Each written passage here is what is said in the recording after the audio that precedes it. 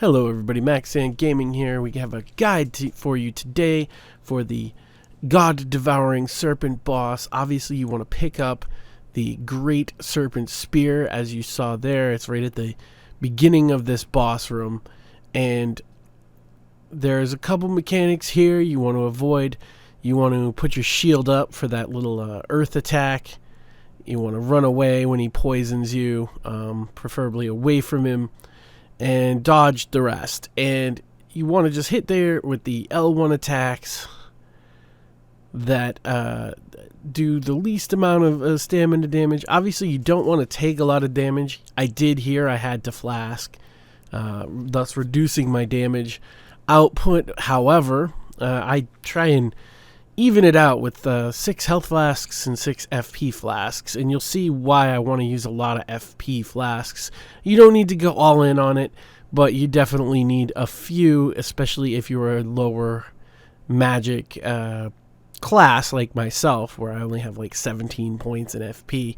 So you just want to keep attacking. Obviously you can stagger him if you put in 2 L1 attacks or 3 in between every attack he does. You want to be cautious again, because you're not trying to use all your health right away, and you'll get him staggered. And rather than using the weapon art, you just want to use the R2 charged attacks there when he's down. Get as much damage in as you can.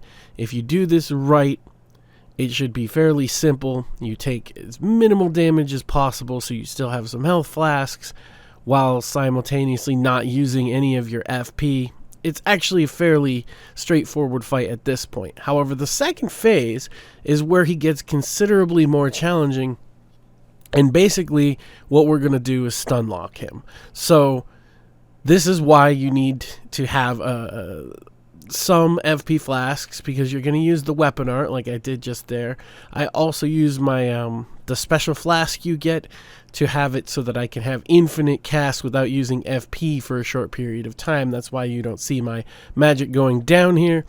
And as you can see, if you just wait for him to reset a little bit, hit him with the stun lock, maybe a second or two in between casts, and he can't attack. Now, it gets a little tricky when you have to flask, as you saw there. Like, the timing window isn't always as good. It gets a little more close as you flask, because you're throwing the rhythm off. But you can absolutely stun lock him pretty much all the way to death if you do this properly. So, boom, you just hit him, he comes back, he lines up for an attack, boom, you hit him in the face. Like, over and over and over again. You're gonna want... I did this with 6 flasks, and I think I ended it with 1 or 2 when I was finished still in my inventory. So it's not hard. It doesn't require like tons of magic. When I was looking at this after I had come up with this strategy, other people have come up with it too. They seem to want to use a lot more flasks. You really don't need it, even if you're primarily a melee character like I am. I'm kind of a paladin holy build, which I'll explain in a later video. However, I don't have a lot of magic points, and it really wasn't hard. I used these flasks. Just keep hitting him in the face over and over and over again.